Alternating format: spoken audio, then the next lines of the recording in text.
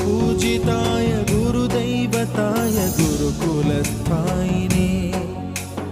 गुरुविक्रमाय गुह्यप्रवराय गुरवे गुणगुरवे गुरुदैत्यकलक्षेत्रे गुरुधर्मसदाराध्याय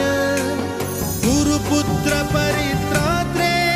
गुरुपाखण्डखण्डकाय गीतसाराय गीततत्त्वाय गीतगोत्राय धीमहि